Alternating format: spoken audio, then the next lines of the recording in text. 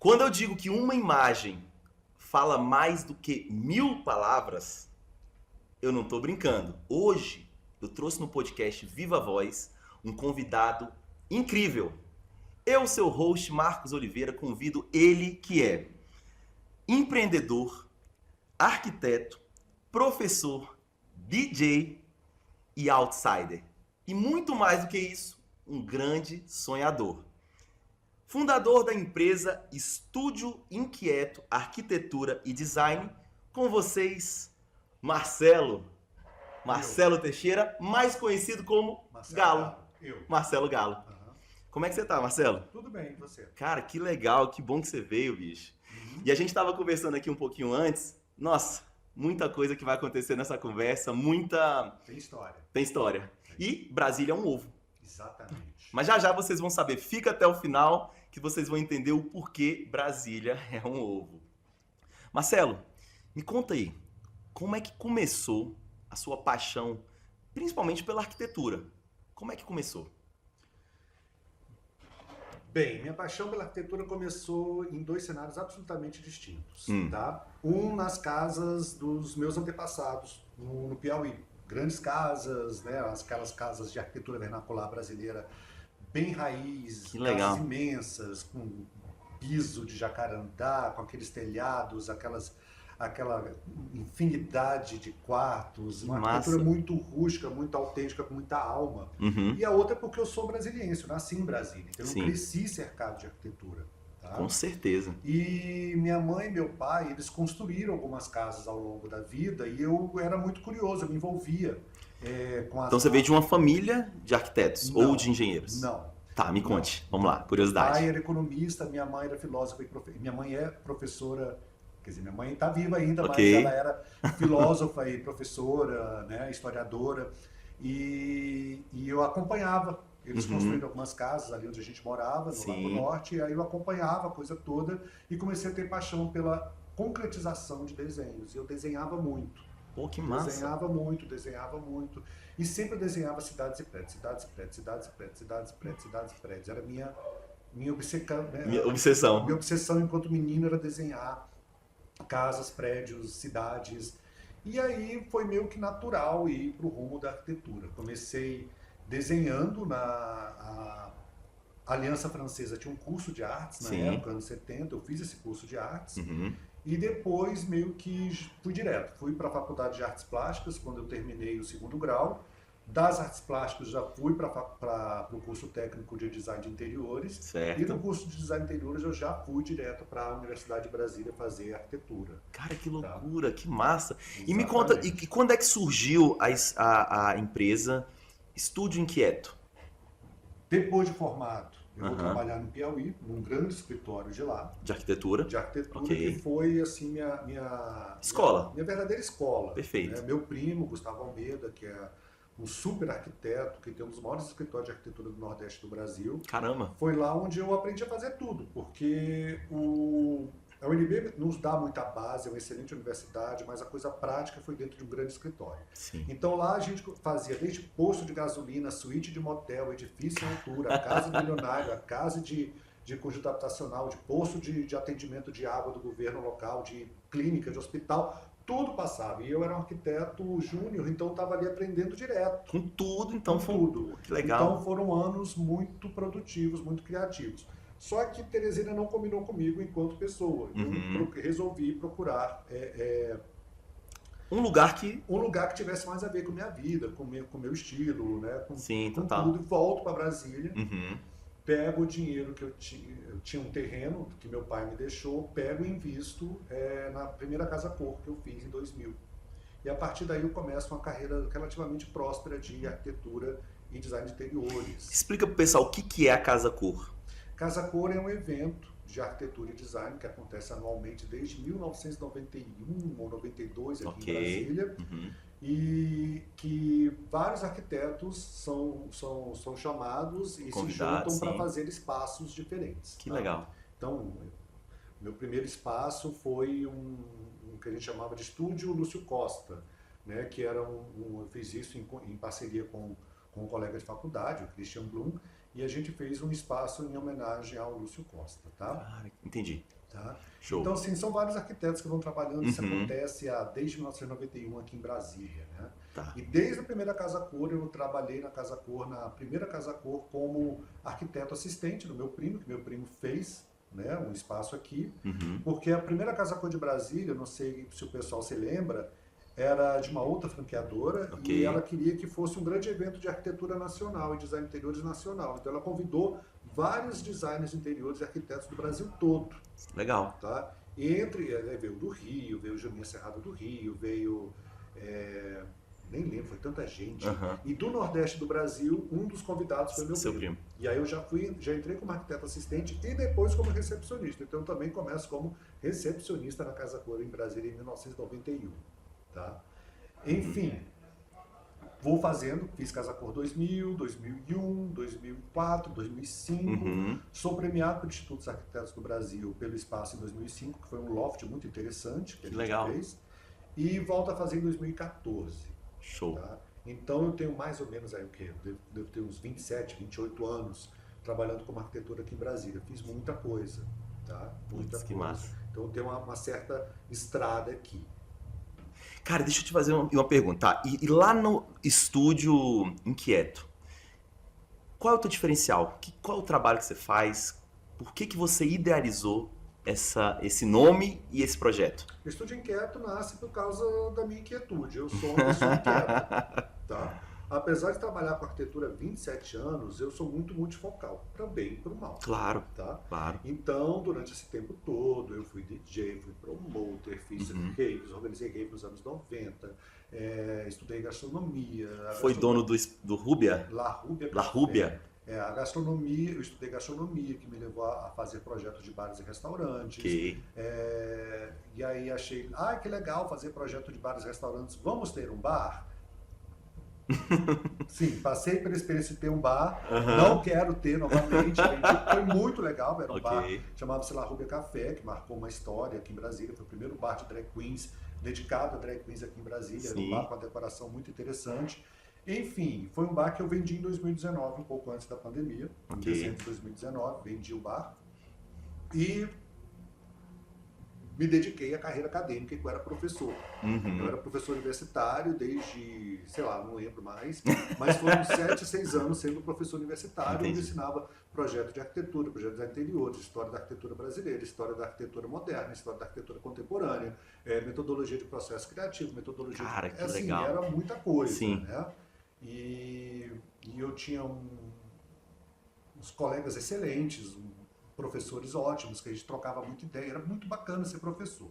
Tá, veio a pandemia e as universidades privadas não quiseram mais ficar com seus professores e eu saí e voltei para o mercado de arquitetura. Ok. E aí o Estúdio Inquieto nasce dessa inquietude que eu tinha, que eu tenho, né? Eu sou muito curioso. Então ele nasceu depois da pandemia? Ele nasceu um pouco antes da pandemia. Pouquinho antes da pandemia, beleza, ok. Pandemia. E ele nasceu dessa minha inquietude, eu sou muito, muito curioso, eu sempre fui muito cool hunter, né? Sim. Né? Assim, eu sempre procurava a vanguarda. Desde menino, eu gostava de estudar o que estava na minha frente. Então, meu sonho quando era menino era ser astronauta e desenhar uma casa, porque eu ficava vendo Jetsons. Então, eu queria ter uma casa estilo... Na Lua. Na Lua, naquele estilo Jetsons. Ou então, eu queria ter um carro como Speed Race, mas já achava o carro do Speed Race. Eu poderia desenhar um carro mais legal, então eu ficava desenhando coisas, né? E ficava estudando vanguarda. Eu sempre estudei vanguardas. Então, é uma das coisas que eu gosto muito, é de prever e estudar as vanguardas que estão sendo feitas na atualidade. Legal. Arquitetura, design e arte. Ok. Tá? Então, o grande diferencial é o repertório. Eu tenho um repertório acumulado aí desses 28, 30 anos, né? Posso até dizer, até mais, ao longo da vida, esse tempo todo que eu estudei com arte e arquitetura, que me diferencia um pouco do mercado. Tá? Então, assim, se você chega para mim, você quer... Marcelo, eu quero um estúdio de podcast que esteja dentro, sabe, da linguagem contemporânea, da modernidade, assim, que esteja na... Eu vou entregar isso para você. Legal. Tá? Marcelo, eu quero uma cafeteria que não tem nada parecido em Brasília, que esteja dentro, eu vou entregar isso para você. Entendi. Tá? Eu quero uma casa super contemporânea, assim, e o super contemporâneo eu posso dizer para você que pode ser desde uma casa extremamente clássica hoje em dia, retornando à arquitetura vernacular, que é o que o movimento, que o pessoal chama de contra-revolução arquitetônica atualmente prega, é você voltar às casas antigas, né, para ter sentimentos de pertencimento, de maior contexto com o local, uma com conexão história, emocional. Exatamente. Então, assim, eu vou te entregar uma boa arquitetura, ponto. Legal. Mas assim, quando a pessoa te procura lá no estúdio, o que você faz, por exemplo, porque daqui a pouco a gente vai revelar o porquê, mas por eu ter um conhecimento básico aí da arquitetura, eu entendo que tem diferenças de você contratar um trabalho de um arquiteto e um trabalho de um engenheiro. Como é que você enxerga isso? Por exemplo, o que você fala assim, se você estiver procurando isso, você tem que procurar realmente um engenheiro. Se você estiver procurando isso, você tem que procurar um arquiteto. Vamos lá, essa rixa arquiteto e engenheiro já é velha. Sim. Né? Mas eu não penso assim. Eu acho que arquiteto e engenheiro trabalham juntos e são super sinérgicos. Legal. A parceria é boa, o produto final fica muito melhor. Já fico muito feliz de ouvir isso. Muito melhor. Porque, por exemplo, eu vou me preocupar muito mais com a parte estética e funcional. Ok. Tá? E ainda além, eu vou muito na parte subjetiva. Tá? Você vai ter hoje 2 campos de estudo. Um chamado Fenomenologia da Arquitetura e outro chamado Neuroarquitetura. Ok. Tá? Fenomenologia da Arquitetura é como você percebe subjetivamente o espaço. Legal. A neuroarquitetura são comprovações científicas, o que o pessoal chama de design baseado em fatos, em dados, de como aquele espaço vai interferir na tua saúde mental. Cara, que incrível. Tá? Então são coisas que o arquiteto vai se preocupar, eu vou me preocupar. O engenheiro ele vai ser muito pragmático, muito econômico. Ele vai chegar para mim e vai falar, olha Marcelo, essa varanda aqui está aumentando meu custo em 20%, vou tirar. Não, você não vai tirar.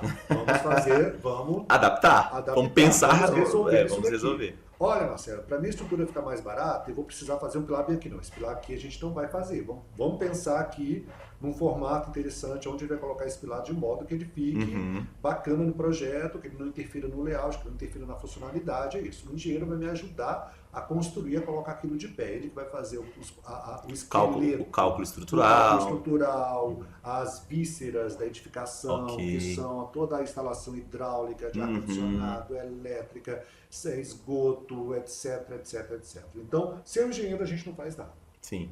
Então, fazendo uma analogia, é um ortopedista e um cirurgião plástico trabalhando juntos ali. Um para cuidar da estrutura dos ossos e outro para fazer o corpo ficar bonito. Exatamente. Olha aí que beleza. E me dá um exemplo. Eu queria entender melhor sobre a neuroarquitetura. E qual foi a outra que você falou? Fenomenologia da arquitetura. Fenomenologia. Me dá um exemplo, eu quero entender melhor sobre isso. Vamos lá. Como é que você percebe esse espaço aqui que você está? Como é que eu percebo? Eu acho ele bonito, eu acho ele aconchegante, eu gosto muito desse espaço, gosto do preto, enfim, tem acho que o preto nunca sai de moda, eu acho o preto uma cor bem... O pessoal acha que é mórbida, que é darkness, mas eu gosto muito, acho chique. As luzes, eu sou um cara do cinema, eu sou um cara das artes, então luz, câmera e ação, então para mim tem que ter luz, Gosto de cor porque ela alegra de uma certa forma. Agora eu te pergunto, qual um tipo de espaço que te deixa deprimido, por exemplo? Um espaço que me deixa deprimido? Hospital. Então, estamos falando de arquitetura, você falou primeiro de fenomenologia da arquitetura, depois a gente falou de neuroarquitetura. Você entendeu? Entendi. Porque a fenomenologia, eu sempre vou enrolar a língua na hora de falar esse nome, vem da filosofia. É do campo da filosofia que vai para a arquitetura em determinado momento ali. Nos anos 60, por aí. Aí você percebe o preto como uma cor bacana. Sim. Tem gente que acha mórbida, porque isso é subjetivo. Tá? Eu acho o hospital deprimente. Tá? Por quê? Porque provavelmente eu vou estar utilizando uma iluminação branca, um HQI que me deprime, tá? Muita superfície branca, sem estímulo visual. Tá? Então você vai ter... Isso é neuroarquitetura. A neuroarquitetura vai provar como determinados ajustes, determinados arranjos, cores, formatos de iluminação vão alterar a sua percepção no cérebro mesmo. Ok. Tá? Incrível.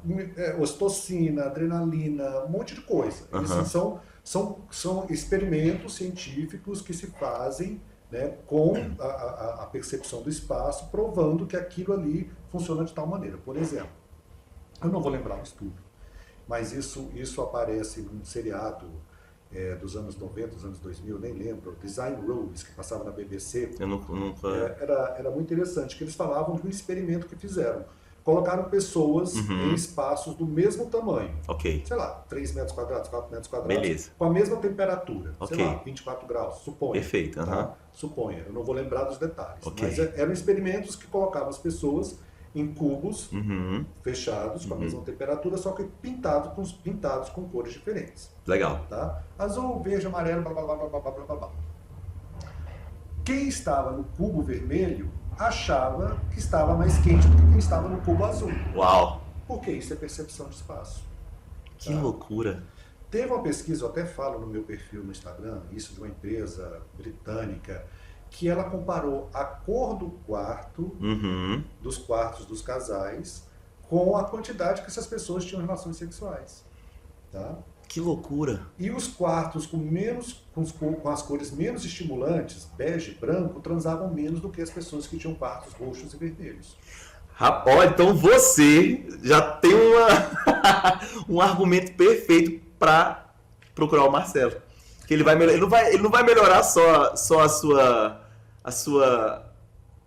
seu humor. Ele vai melhorar a tua vida sexual também. E não tenho nenhum problema trabalhando com projetos de cunho sexual, porque o meu mestrado, meu doutorado, passou muito pelas questões de espaço e sexualidade. Perfeito. Tá? E eu sei que cores, né, a gente estuda alguma bibliografia que fala sobre o poder das cores, dos arranjos, de alguns estabelecimentos. Sim. O que alguns filósofos, né, chamam de pornotopias, com espaços que eles são projetados para mudar a sua subjetividade sexual. Caramba. E eu fiz um projeto de uma sauna icônica aqui em Brasília, que tem 25 anos e virou um sucesso. Que legal. Tá? Por causa das coisas, das decisões de projeto.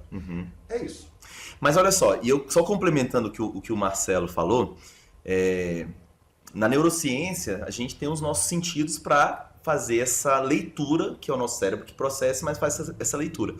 E eu estava estudando sobre, até com um camarada muito bacana chama Eslen Delanogari, ele é neurocientista, psicólogo, e tem um livro que agora eu não vou lembrar o nome do livro, mas ele fala assim, que quando você enxerga o estímulo visual, que a gente está falando agora de cores, ele abre um canalzinho lá, é uma bioeletrogênese que acontece no seu cérebro, ou seja, você vê uma cor, aquilo gera um estímulo no seu neurônio, o seu cérebro processa aquilo ali e ele já começa a fazer, liberar hormônios, sódio, enfim, e fazer esse equilíbrio. E é tão engraçado isso, que as pessoas falam assim, não é possível que uma cor vai fazer alterar. Vai fazer você sentir mais calor, mais frio, mais vontade de fazer sexo, fome.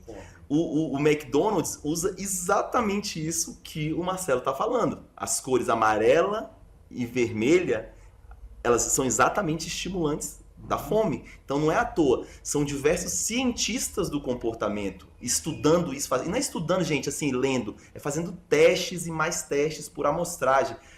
Milhares de pessoas sendo testadas para depois ele te dar uma métrica. E é sobre o que o Marcelo está falando. Então isso que ele acabou de falar aqui é muito, muito real e muito importante. Milhares de pesquisas de branding dizendo que tal cor é adaptada a um empreendimento de classe A, B, C, sabe? Tem várias coisas assim a respeito de cores, texturas, materiais a serem utilizados em nichos, assim, que você tem que saber muito. É por isso que o arquiteto é importante na hora de você estabelecer um novo empreendimento. Fala mais. Você é empreendedor, você tem vários negócios, Sim. Tá? Você gosta de empreender. Okay. É importante que você sempre tenha assessoria de um arquiteto quando você vai estabelecer um novo negócio, porque esse arquiteto vai te ajudar a criar o branding daquele empreendimento. Tá? E o que é um branding? Tudo vai ter que estar conversando. Tá? Desde a logomarca que você pensou, suponha que você quer fazer um restaurante novo, você quer fazer um bistrô, e esse bistrô vai ser de high ticket, que vai ter, né, uma comida mais autoral, aquela coisa toda. Você vai precisar que essa logomarca A cor dessa logomarca conversa com a textura que você vai colocar na sua parede até a cor do prato que vai na mesa do seu cliente. Tá? Legal. Então, isso é um projeto de arquitetura imenso, muito complexo, que demanda muita atenção e escuta ativa do arquiteto em relação ao cliente. Tá? Uma escuta atenta também. Então, por isso que muitas vezes as pessoas inauguram empreendimentos feios, eles não vão adiante, porque as pessoas não gostam de ir lá, é simplesmente isso. O ambiente está dissonante, ele não... Você sente um desconforto quando você entra, porque a comida ela não combina com a luz, que não combina com o tamanho o conforto da cadeira. Então esse é um... Cara, fala mais. Eu já tô aqui já pegando a consultoria, viu, galera? Consultoria gratuita aqui com o grande Marcelo. Pois é, são coisas muito importantes que tem que ter. Então vamos fazer uma simulação aqui. Eu chego aqui, eu quero agora abrir um restaurante. Eu vou fazer dois cenários aqui. Eu tô querendo abrir uma hamburgueria, que é uma coisa mais simples, vamos dizer assim, não é tão requintado. O meu público já não é um público tão AA ou A. É um público ali que talvez até o tempo de permanência você vai pensar nisso também. Então me fala aí, como é que você faria? Primeira coisa, você vai ter que me falar o tema da sua hamburgueria. Se ela vai ser temática ou ela vai ser simplesmente uma hamburgueria que vai atender mais a delivery do que o público. Então já vou te falar. Eu tenho um sonho de abrir uma hamburgueria que chama Gorgonzilla. É uma hamburgueria temática com foco em crianças, famílias, crianças. E que eu quero que elas estejam lá. Quero que tenha uma brinquedoteca, quero que elas permaneçam. Não é uma coisa, não é um fast food que ela vai comer, daqui a 10 minutos ela tá em outro lugar. Não. Eu quero que ela permaneça por algum tempo e viva uma experiência, no mínimo, condizente com o quanto ela vai deixar lá de valor, de investimento. O que você me... Com esse nome só me veio um mutante, Gorgonzola com Godzilla. Exatamente. Então, assim, ela já pediria um espaço super lúdico. Lúdico, sim. Tá? Onde a criança quisesse ir lá e ela quisesse repetir, ela enchesse o saco do pai dela no final de semana seguinte para voltar para o Gorgonzilla. Perfeito. Tá? É isso. Então tudo ia ter que ser pensado, desde o display que você ia colocar o seu cardápio, tá? até a cadeira que ela vai sentar, o boot que ela vai sentar. Sim. Aonde vai estar a brinquedoteca, para a brinquedoteca que não atrapalhe o fluxo. Sim, tá? sim. E uma coisa muito importante, que muitos empreendedores, principalmente da área de gastronomia, não investem, é no fluxo da cozinha. Manda. É no fluxo da cozinha. Porque tem toda uma operação lógica. Que se você tiver interrupções, ela vai ter problemas, vai ter atrasos. E ela vai atrapalhar lá na saída do cliente final.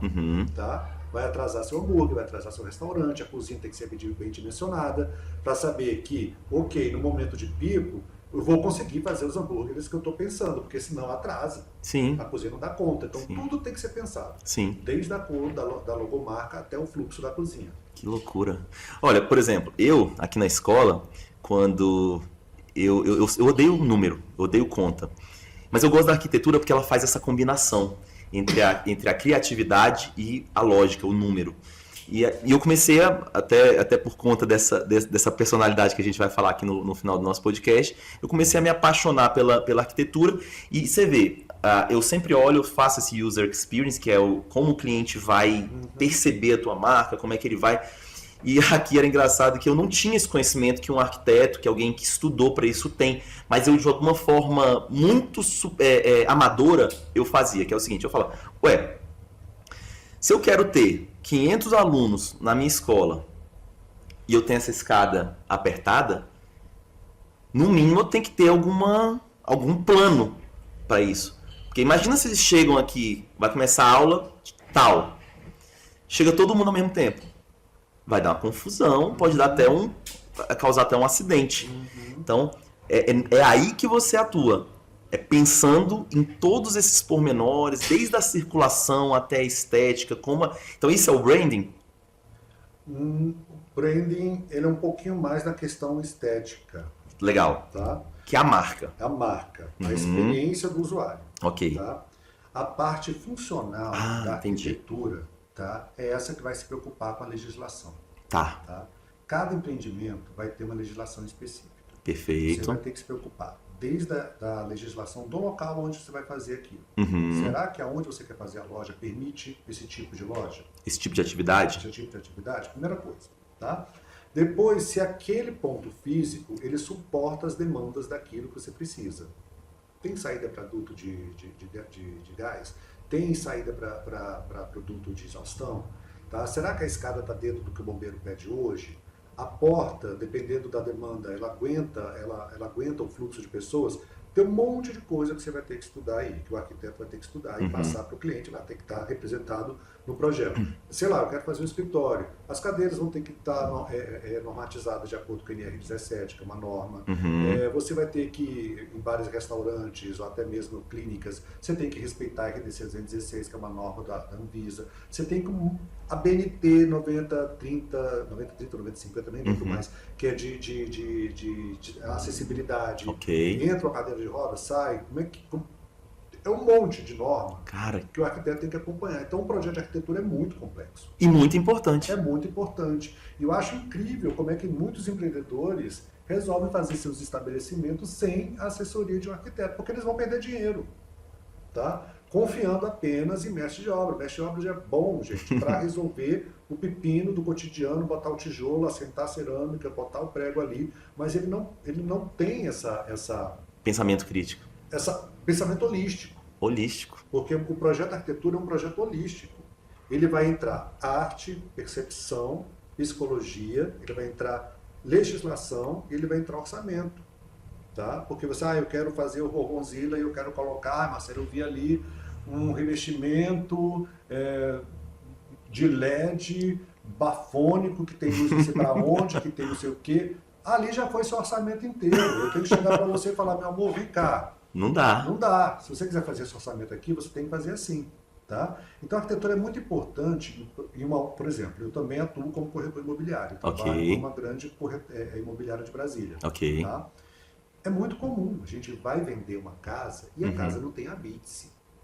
Porque faltou um arquiteto lá atrás para aprovar aquele projeto para você. E aí, às vezes, você deixa de vender uma casa porque você não contratou um arquiteto. Pensa nisso. Cara, que loucura. Não, e eu tava conversando com uma arquiteta amiga, que depois eu vou te falar o nome dela, que talvez você conheça.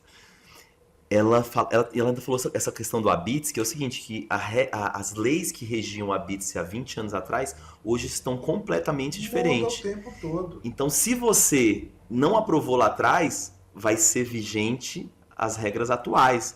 E talvez você tenha que derrubar muita coisa da tua casa, quiçá a sua casa inteira, porque ela não vai ser aprovada com as regras que estão atuais. Fala sobre isso. Isso acontece no comércio também. A questão da lei dos puxadinhos, alguns comerciantes não entendem ou não sabem, e às vezes fazem puxadinhos que vai além, né, do permitido ou não são aprovados pela legislação, aí daqui a pouco vem o GDF, demole a sua parte de trás da sua loja, causando prejuízo e às vezes inviabilizando o teu negócio. Então é por isso que é muito importante ter assessoria de um arquiteto. Tá? Então, assim, tem um lugar comum de um pensamento no Brasil que acredita que o arquiteto encarece a obra. Sim, tem uns que encarecem a obra, porque querem entupir você de revestimento, de coisas que às vezes você não precisa. Mas é muito importante porque a gente evita retrabalhos. Se você for operar, né, do coração, você vai se operar com vamos lá. Um ortopedista? O ortopedista você vai com o cardiologista. Claro que vai ser E um cirurgião cardiologista, porque às vezes a especialidade dele não... Você quer fazer uma plástica na sua cara. Você vai fazer com o seu barbeiro ou você vai fazer com o cirurgião plástico? Já lembrei do barbeiro aqui agora, com certeza com o cirurgião plástico. Então, é mais ou menos isso. Sim. Então, é muito importante, e o CAL tem feito, o Conselho de Arquitetos e Urbanistas do Brasil tem feito um trabalho interessante de valorização do arquiteto. A questão, né, que a gente tem muito arquiteto hoje em dia, são mais de 1.000 arquitetos formados por ano em Brasília. Uau. Brasília é a cidade que mais tem arquitetos proporcional no Brasil. Uau, provavelmente, talvez Brasília e Rio Grande e Porto Alegre. E isso causa, e eu vim da faculdade privada, eu sei do nível de arquitetos que são formados hoje em dia. Então você tem muita competição e às vezes as pessoas cobram barato demais, os arquitetos cobram barato demais. E isso desvaloriza a profissão. Sim. E muitas vezes você, por cobrar barato demais, você não presta o serviço que você deveria prestar. Com certeza. O que também ajuda na desvalorização de um profissional. Com certeza. Tá? Enfim, é muito importante que o arquiteto esteja presente no processo. Você vai construir uma casa que você tem um arquiteto. Ok. Você vai fazer um estabelecimento que você tem um arquiteto. Você Sim. vai ter um novo negócio que você tem um arquiteto. Sim. Tá? E aí você vai ter que procurar um arquiteto que se ajuste à sua necessidade. Vai ter arquitetura residencial, arquitetura comercial, arquitetura de gastronomia, arquitetura de hospitalidade, arquitetura hospitalar, arquitetura paisagística, vai ter um monte de coisa aí. Uhum. Tá? Aí você vai ter que procurar um que se ajuste às suas necessidades. E Sim. vá por mim, você vai economizar muito mais tendo arquiteto do que não tendo. Não, eu acredito e confio. E como você falou, Marcelo, assim, tem arquitetos de diversas pensamentos, linhas, e tá tudo bem. Tem pessoas que querem realmente o luxo, porque aquele cliente está querendo também aquilo. Luxo, algo, não é, às vezes não é nem funcional, é algo grande, caro, quebrando recordes. Eu tenho 800 metros, 1000 metros de área construída na minha casa, que é um absurdo hoje aqui para Brasília. Então, tem pessoas que querem isso, mas o arquiteto, eu falo assim, que ele é uma cabeça criativa e engenhosa, que ele vai conseguir criar uma porta onde não tem, ele vai aumentar um espaço que não existia, que às vezes aquilo ali estava obsoleto ou não estava sendo usado, não era usual, não era funcional. Ele vai realmente pegar... Cara, eu falo isso assim, agora eu vou revelar aqui, o segredo é o seguinte.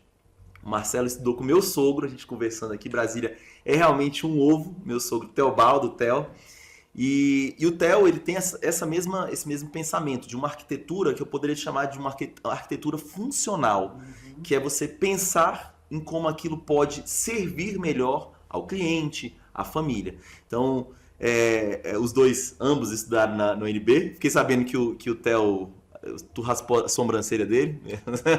Foi meu calor. Foi calouro do Marcelo. E eles pensam dessa forma. Então, claro, vão ter, e não tem certo ou errado, vão ter arquitetos que, claro, eles vão fazer coisas caras, eu não vou falar com ostentação, que essa palavra eu acho muito feia, mas coisas chiques, coisas luxuosas, e vão ter pessoas que vão fazer coisas funcionais que vão ajudar as pessoas que precisam. E eu concordo com você, Marcelo, nessa questão de você investir em prevenção, é isso? Manutenção, prevenção, garantir que a sua arquitetura seja funcional e que ela tenha um bom desempenho ao longo do tempo. Porque assim, se você se previne, igual você falou ali, eu vi isso acontecendo, não sei se você viu, tinha um restaurante, cara, eu não vou saber o nome, mas é um restaurante ali você lembra da Estação 109, que juntava uma galera ali? Estação 109. Ao lado da Estação 109 tinha um restaurante que ele fez esse puxadinho, só que ele não fez um puxadinho, ele fez um puxadão. Ele invadiu ali, pelo menos ali, acho que eu vou chutar por baixo uns 8 metros, assim, de área pública. Não é 8 metros assim, né? E ficou um bequinho, assim, para a população passar. E agora foi demolido. Foi demolido, não sei o que aconteceu realmente, mas foi exatamente o que você falou, que vai invadindo, vai fazendo de uma forma que não funciona, ou que não é permitido. E quando chega a fiscalização, aquilo realmente inviabiliza o negócio. E eu tenho, para mim, esse é um achismo, uma especulação, que esse negócio fechou, esse restaurante fechou, porque estava funcionando há mais de 20, 25 anos, ele fechou por conta disso, porque tiraram um espaço tão importante para execução dos serviços, que falou, cara, agora a gente vai pagar a mesma coisa e vai tirar muito espaço construído nosso, fora que quem tem que demolir é o empresário. Não. O GDF que vai e demora. Às vezes o GDF vai lá e demora. Que beleza, mas então ele não joga essa conta pro empresário, não? O empresário ficou sem espaço, né? Só sem espaço. Não, porque se ele ficasse sem espaço e não tivesse que pagar... Não, às vezes o empresário tem que demolir. Olha aí. Tá? Se não demoliu, o GDF vai lá e demora. E dá uma multa ainda. E depois dessa... Então é um pouco complicado. Tem que estudar muito isso. Tá? Tem que saber do que está fazendo. Ou contratar alguém, que é o que eu aconselho, pessoal. Contrata alguém que sabe. Tempo, eu até brinquei com o Marcelo aqui, tempo é vida. Tempo é vida. Então, quando você paga para uma outra pessoa fazer um serviço, você, além de valorizar o conhecimento, o tempo de vida que ele dedicou para os estudos, o tempo de vida que ele dedicou executando para ter experiência, isso aí vai tudo junto com você. E eu falo pra você, o empresário ele não dá conta de tudo. E às vezes por ignorância, por falta de conhecimento, a gente fala, não, eu vou fazer eu mesmo. Aham. Aí foi onde eu entrei na prevenção. Você faz, mas assumindo o risco do que pode acontecer depois, cara. Pode dar um problema grande pra você e você ter que até fechar o teu negócio por não ter saída, por ter entrado num beco e falar, daqui eu não fiz, lá atrás, agora. Daí você imagina, a gente não sabe tudo, imagina um leigo quando resolve construir. A gente com todo o acesso, a gente às vezes ainda se pega de calças curtas de vez em quando. Sim, com certeza. Imagina quem, não tem, quem é leigo e vai construir por conta própria sem se procurar um arquiteto. Infelizmente, isso é uma realidade brasileira. O Brasil tem uma grande porcentagem de pessoas que de nível de autoconstrução, de pessoas que constroem sem a ajuda de engenheiros e arquitetos. Ok. Tá? O que pode dar grandes problemas no futuro. Mas é um problema social brasileiro. Ok. Tá? Que isso eu acredito que vai mudar à medida que você tem um maior número de pessoas na classe média que possam bancar o serviço de um arquiteto. Tá? A arquitetura também é distinção. Então, muita gente procura arquitetura, e particularmente alguns nomes, porque você tem um sentido de pertencimento a uma classe social. Ok. Tá?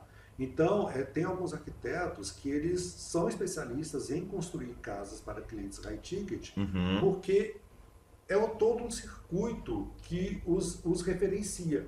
Ok. Então, é importante para aquele cliente dizer que contratou fulano de tal para fazer aquela casa no Lago Sul, porque isso dá status para ele.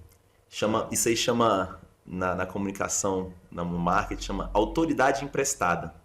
É você pegar um grande nome de referência, que tem grandes trabalhos executados, ou seja, tem experiência, e usar uma autoridade. Então, quando você contrata, é isso que eu estou entendendo.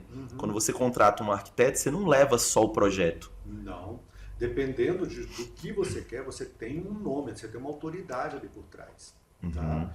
E aí eu vou ter que citar um famoso sociólogo, Pierre Bourdieu, que quando ele faz a teoria da distinção, ele fala muito, são arquitetos, são nomes, são artistas que eles são referenciados por um círculo, né? É o círculo privilegiado, que te dá moral, te dá status.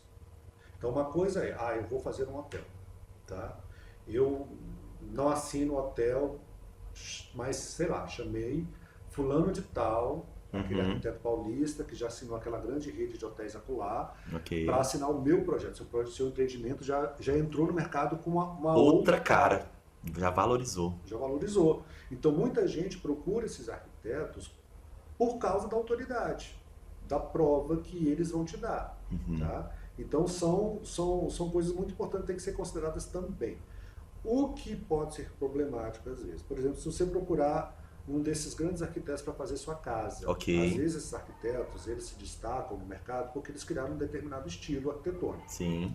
Ou fizeram muito bem o modernismo brasileiro, ou estão fazendo uma casa estilo mais clássico, muito bem feito, ou estão fazendo casas mais contemporâneas, né? E aí você procura aquilo muito pelo nome. Sim. Mas aquele arquiteto não faz a tua alma. E aí você vai morar numa casa que não te reflete enquanto pessoa, enquanto ser humano, sua subjetividade. Porque assim, por exemplo, me fala uma cor que você gosta, já falou, preto. Eu quero minha sala preta, mas o arquiteto, mas eu não uso preto no meu estilo não usa preto. Você não vai ter essa sala preta. Já não tem a minha essência. Já não tem a tua cara. Então, procurar um arquiteto é procurar também um psicólogo que vai colocar na matéria quem você é. E isso é importante, porque é a tua casa, não é a minha casa. Eu tenho que fazer sua casa estar segura, estar funcional, que atenda teu orçamento. Eu vou trabalhar junto com o engenheiro para que o orçamento que você tem seja atendido. Tá? Ou se não for atendido, quais são os meios que a gente pode fazer para que você possa construir isso ao longo do tempo, sem ficar prejudicado, mas que seja uma casa que você entra e fala, cara, é aqui a minha casa, é onde eu gosto de morar, essa tem a minha cara. Tá? Por exemplo, eu estou estudando muito, estou muito interessado no que a gente chama de arquitetura para investimento emocional. Tá? É uma arquitetura que ela vira legado. Tá? No mercado, é uma coisa que eu tenho visto muito no mercado imobiliário, são as residências que passam de pai para filho em gerações, e elas não são vendidas. Sim. Tá? Por que elas não são vendidas? Porque elas viraram um marco na formação da identidade daquelas famílias, de sentido de pertencimento. Sim. Então elas se conectam com aquelas casas para saber quem você é. Claro. Pô, meu pai veio daquela casa, meu Sim, pai... morei aqui a vida inteira. Meu bisavô, pô, ali Sim. tem a porta que meu tataravô colocou. São coisas assim muito Claro, interessantes. claro. E poderosas. Poderosas. E às vezes o arquiteto entra para conseguir adaptar essa casa aos tempos contemporâneos sem tirar esse sentido de pertencimento. Uhum. Eu estava falando disso. Qual é o nome dessa... Arquitetura para investimento emocional. Arquitetura para investimento Ou então emocional. arquitetura como legado. É você manter uma casa ao longo das gerações, tá? E o arquiteto entra ali para tentar manter essa casa contemporânea sem perder a sua alma. Perfeito. Porque uma casa, no mínimo, é isso. Ela tem que ser seu ninho, onde você entra depois de um dia chato, onde você vai tomar seu banho quente, onde você vai deitar no sofá que você gosta, onde você vai ver o quadro que você escolheu, sabe, o cheiro que você quer ter para sua casa, o tapete gostoso, ou o seu cachorro, ou o seu gato. Enfim, é a casa aonde você se protege. Perfeito. E aí tem vários filósofos da arquitetura que falam, se você não tem uma relação boa com a sua casa, você não vai ter com o mundo, ponto. Que beleza. É o lugar para você recarregar suas energias, é o seu, é o berço. Cara, mas essa frase, repete de novo essa frase para mim. Se você não tiver uma boa relação com a sua casa, você não tem relação boa com o mundo. Tem muita gente morando mal aí do outro lado, não tem? Tem muita gente morando mal. Morar mal é um grande problema de saúde mental, que não é levado em consideração. Sim. Então a arquitetura também é saúde mental. Cara, que legal. Tá? Tudo bem que os arquitetos são loucos porque trabalham demais, tá? Mas a arquitetura bem feita, ela é um paliativo para você estar bem, você estar feliz, você tem que ter luz, você tem que ter luz solar, você tem que ter contato circulação, com a natureza, tem que ter você tem que ter arejamento, beleza, claro. Beleza é uma coisa que faz você se sentir bem. Sim. Por exemplo, luz, tem estudos que essa luz muito de cima, branca, que vem do teto, às vezes ele interfere completamente no seu círculo circadiano e você não dorme bem. Ok. E isso vai te trazer depressão ao longo do tempo, etc, etc. Então a arquitetura é um monte de coisa. Então, a arquitetura não é só um projetinho. Fala mais sobre a luz, deixa eu entender melhor. A luz ela é fundamental, né? Ok. Você percebe o mundo através da luz. Perfeito. Não é isso? Perfeito. Então você tem que ter um projeto bom de iluminação para garantir que você não tenha problemas de visão, você não tenha problemas de saúde mental. De sono. De sono. Simplesmente assim. Uma boa luz, uma entrada adequada de luz solar, que não torne o seu ambiente um forno, que não acabe com o seu piso, não acabe com os seus móveis. Então é tudo. A arquitetura é luz. Cara, que legal. E então a luz branca e a luz quente, mais amarelada tem diferença. O ideal é a luz amarelada, né? A luz solar ela é mais amarelada. Por quê? Tá? A luz solar é mais amarelada. Sim. Você vê, a luz amarela, você tem frequências de luz mais ou menos de 5.000 a 2.000K, uma coisa assim. Eu não sou muito bom na área de luminotécnica. Tá? Então hoje em dia também tem arquitetura luminotécnica, eu sou arquitetos que vão ficar especializados em luminotécnica. Tá? Quanto mais branca, mais estimulante essa luz é. Tá? A ponto de você não dormir. Sim. Tá? Então, você já percebeu que as farmácias são todas super brancas? Tá? Então ela fica com aquela coisa meio impessoal, meio... Sim. Né? Então a luz branca ela não é muito bonita, muito atrativa. A luz amarela ela aquece mais, ela tem mais a ver com a luz do fogo, do sol, lá, do nascer do sol, do entardecer. Ela é mais aconchegante. A luz de vela ela é mais aconchegante, ela tem mais a ver com conforto, com uma coisa. Eu falo muito rápido, às vezes eu corto minhas frases pelo meio. Vamos embora, uma coisa que a psicologia evolutiva, quando é aplicada na arquitetura, e o conhecimento que a arquitetura ganhou da psicologia evolutiva, da Gestalt também, é que tem determinadas cores e texturas que nos fazem sentir bem, porque elas têm a ver com a nossa evolução enquanto ser humano. E com a sensação de proteção e conforto dos perigos do mundo. Onde é que o ser humano morava primeiro? Caverna. Caverna e em que também? Em que? Ocas. É isso que eu estava tentando lembrar esse nome. Tendas, ocas, cabanas. As cabanas e as ocas eram feitas de quê? Barro? Barro, couro, madeira, palha. Então essas texturas, esses materiais, eles causam sensação de conforto, porque é uma coisa muito atávica da gente. A gente lá no nosso sistema límbico, sei lá onde, lá no nosso interior, a gente olha para a pedra, para a madeira, para o barro, para a palha, instintivamente, para o couro, instintivamente a gente relembra conforto, lar, porque foram os primeiros lares dos seres humanos. Tá? Então, isso tem que ser levado em consideração também. Então, tem muita gente que que olhe alguns ambientes altamente industrializados, com superfícies refletivas, com muito metal, com muito produto industrializado, fake e sintético, e ela não se sente abrigada, porque você não tem humanidade ali. Tá? É mais ou menos isso. Cara, Marcelo, você falou sobre essa associação. Eu gosto muito de Jung. E tem um livro dele que você deve conhecer, que é do inconsciente coletivo, os arquétipos e o inconsciente coletivo. E ele fala sobre essa associação que a gente tem. Quando você trouxe isso da pré-história dos nossos antepassados lá na era paleolítica, lá atrás quando a gente corria de tigre dente de sabre, tudo hoje, a gente, querendo ou não, tem esse espelho. Você olha para uma coisa e ela te reflete alguma emoção. Então, quando você quando você constrói a tua casa pensando que acredito que esse é o trabalho que você faz. Você entende a história da pessoa, você começa a botar essa simbologia bem estruturada, vamos dizer assim. Porque quem não tem conhecimento, você falou uma coisa muito legal que eu, como trabalhei nessa área de vídeo, que é a regra dos terços. Como é que você chamou? A gente falou do ponto de fuga, das proporções. Então, tudo isso é uma coisa que fica esquecida. Não é que é esquecida, a pessoa não sabe, é uma ignorância. Então, gente, eu queria que você falasse um pouquinho sobre isso, assim, que dentro de uma casa, além de proporção, tudo isso tem ciência por trás. Por exemplo, o que é um ponto de fuga? Explica pra gente, assim, o que é essa coisa de proporção? O que é o que você falou da regra do 3? Como é que você... É muita coisa. Vamos lá. Vamos. Ponto de fuga Mas assim, contextualiza no real. Ponto de fuga tem mais a ver com perspectiva. Desenho perspectiva não é uma coisa que você vai aplicar muito no seu dia a dia, na arquitetura, lá na hora de fazer um projeto, não. Tá? Isso é uma coisa mais uma técnica. Mas eu vou te dar um exemplo. A casa do meu sogro mesmo. Ele fala dos pontos de fugas e ela tem 2 diagonais que elas te puxam, elas são acolhedoras. Ou seja, porque se você bota uma porta assim, que a pessoa entra por aqui, é apertado.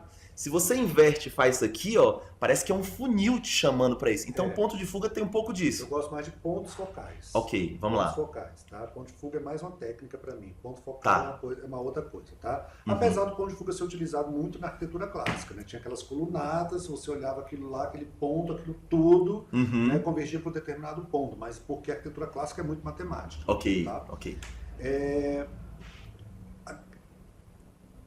Como eu posso explicar isso de uma forma que não seja muito acadêmica? Não, eu queria que você usasse de uma forma real. Como é que você pensaria na casa de um cliente falando de ponto de fuga ou qual outro que você falou?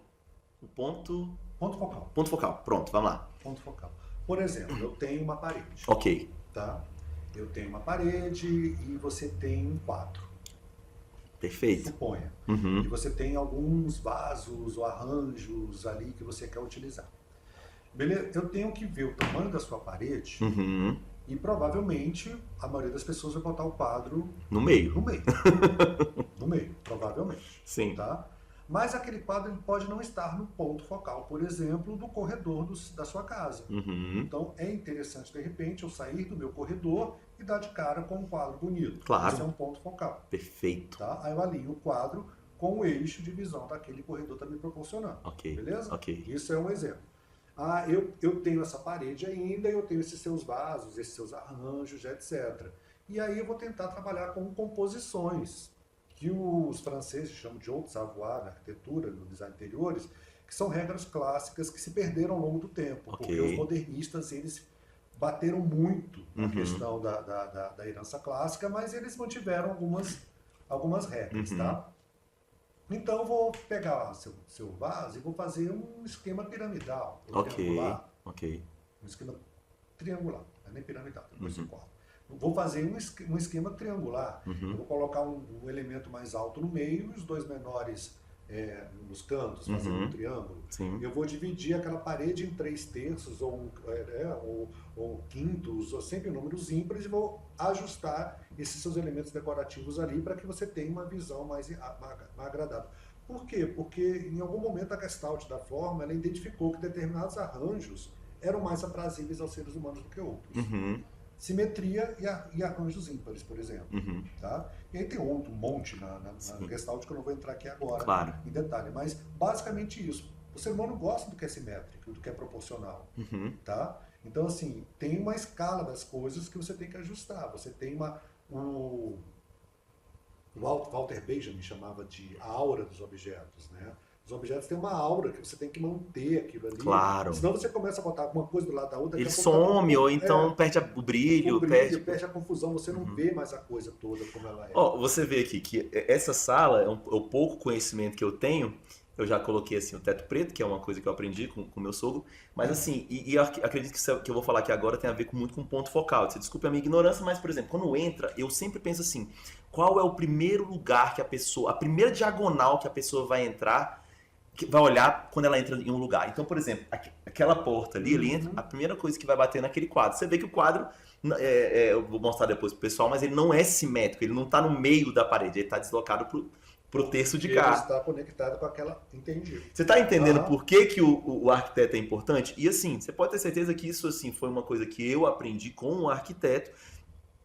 Mas assim, tem muito mais coisas que eu não consigo identificar, não consigo perceber, porque eu não tenho conhecimento, eu não tenho experiência, eu não tenho estudos. Então essas conexões, esses pontos, beleza, com funcionalidade, com todo esse mundo que é a arquitetura, é um trabalho importante do arquiteto. Exatamente. Acertei? Acertou.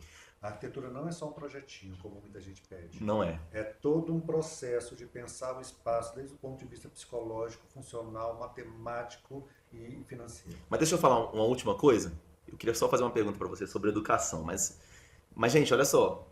Existem arquitetos e arquitetos. Tem pessoas que acabaram de se formar e eles vão chegar no nível ou chegar na experiência que o Marcelo tem, mas não são todos.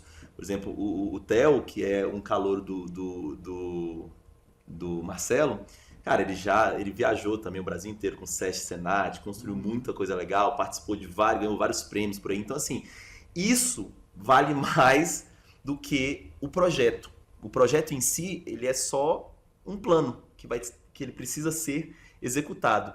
Mas por trás desse plano existe uma história, existem tendências, existem muitas coisas que vão, como a gente falou, valorizar a marca. E no caso de um projeto particular, ele vai contar a sua história, ele vai transformar a sua vida em uma vida melhor, uma vida mais agradável. Exatamente. E você não vai nem entender o porquê. Não é isso, Marcelo? Exatamente. Cara, que legal. Então a arquitetura, ela te salva. A arquitetura te salva. O Oscar Niemeyer estava certíssimo quando ele falava que a arquitetura pode mudar o mundo. Cara, que legal, que legal. Uma pergunta, então assim, a gente conversou, aí você trouxe uma frase muito importante, até pra gente fechar com chave de ouro esse podcast. Você falou sobre que hoje a sua vida se resume a várias coisas, mas a arquitetura é algo muito forte que vai desaguar, que vai resultar, acho que resultar não, vai desaguar na educação. Conta um pouco aí desse teu propósito de trazer conhecimento para outras pessoas, para outros arquitetos, que eu acho que isso é muito legal, é uma iniciativa muito bacana. Bem, eu fui professor há muito tempo. Ok. Era um professor amado e odiado. Eu era bastante exigente. Ok. Tá? Eu não suportava aluno plagiador, não suportava Cara, que aluno legal. preguiçoso, mas assim... Mas eram pessoas com que a gente tinha que lidar, né? A vida de professor vai... Sim. Mas eu gostava muito da sala de aula. Uhum. Eu gostava muito, por exemplo, eu me sentia muito realizado quando eu pegava um ex-aluno, filho de pedreiro, primeiro diploma da família, e chegar, professor, obrigado, porque por causa das suas aulas... Eu mudei minha visão de mundo, hoje eu faço isso, você me revolucionou, hoje eu estou trabalhando, hoje eu construí a casa da minha mãe, construí a casa do meu pai. Ou como a ex-aluna chega para mim e fala, professor, Cara, depois das suas aulas de história, meu mundo mudou completamente. Você revolucionou minha vida e não foi um, foi dois, foram vários. Ok. Tá? E isso me dava muito a vontade de ser professor. Então, Uhum. esses poucos que chegavam para mim, ó, você mudou minha vida, compensavam a quantidade Todos que dos não. plagiadores. E era uma coisa que eu gostava muito. Eu acho que todo mundo é ignorante em relação ao mundo. Porque a gente Ok. não é obrigado a saber de tudo. Ok. Não tem como a gente saber de tudo. Perfeito. Mas ser burro é uma escolha. Cara, que legal. Tá? E ser tolo é outra escolha também. O que é ser burro? Tá? É você não querer aprender. Tá? E ser tolo é querer saber das coisas que você não sabe e falar como se você soubesse. Tá? Então é muito importante que a gente aprender. Sim. Porque enquanto a vida é aprendizado, então você sempre vai precisar de um professor na vida. Sim. Tá? E eu tenho muita vontade de voltar a dar aula. Ok. Tá? Ou de maneira remota, ou numa sala de aula, ou num curso livre de arquitetura, alguma coisa que não tenha aquela burocracia da universidade. Ok. Tá? Que seja mais livre, que seja mais criativo. E a arquitetura e a arte, o design pede isso. Uhum. Então, em algum momento, eu vou voltar a dar aula. E tá convidado, pode contar comigo. Aqui, o nosso espaço aqui vai ter o prazer em te receber, porque realmente você tem muito conhecimento, muita coisa para entregar. E essa arquitetura que você tanto defende, ela é muito legal, porque eu sinto que ela pode ser usada não somente para construir casas, para dar uma nova cara em interiores, ou enfim, deixar mais aconchegante a vida de uma pessoa, mas como para ser usado aqui numa empresa, para criar um projeto, para criar um produto, para revolucionar um serviço, para evoluir uma ideia. Faz sentido? Faz sentido, porque uma boa arquitetura, uma arquitetura que preocupa com pessoas, Ok. tá? E aí você vai conseguir melhorar o ambiente de trabalho de várias formas, aí vai depender de cada empreendimento. Uhum. Você vai fazer negócios melhores, Ok. estabelecimentos que conversem com pessoas, criem experiências, criem narrativas Ok. e que virem fontes de memórias para os seus usuários, para os seus clientes, tá? E faz você morar melhor. Sim. Faz você morar melhor.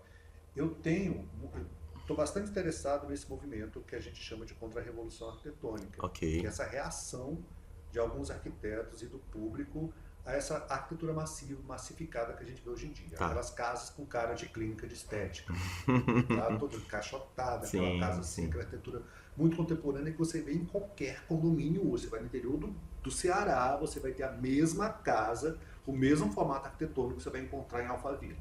Tá? A famosa moda, né? É uma coisa muito massificante, sem identidade. Então você Sim. perde a identidade. Sim. Então a contra-revolução arquitetônica vai chegar e vai falar para você, cara, Por que não? por que não você voltar a uma casa de telhado que dialogue com a sua família, com a tua origem, com o contexto local?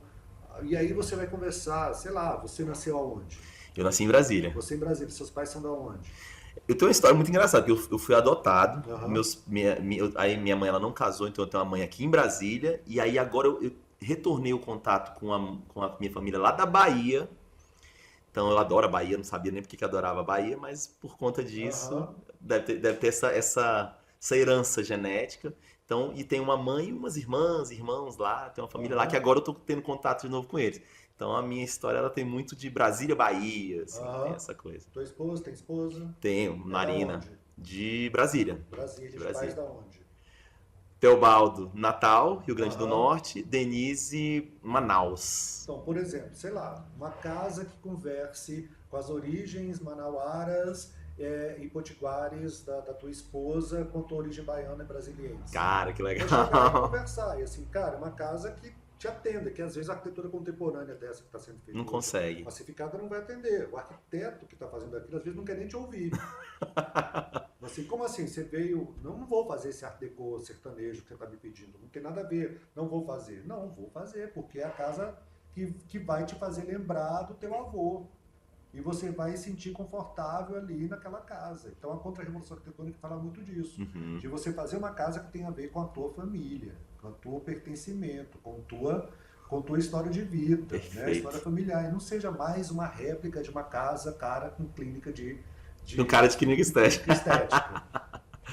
Cara, Marcelo, muito boa a nossa conversa. Eu acredito Bacana, que essa gostei não vai bastante. ser é a primeira, mas não vai ser a última. Tomara, gostei bastante. A gente falou sobre muita coisa legal. Espero que esse podcast ajude a todos vocês a pensar fora da caixa, pensar diferente, visitar as raízes, porque você dizer não para suas raízes é uma coisa muito perigosa.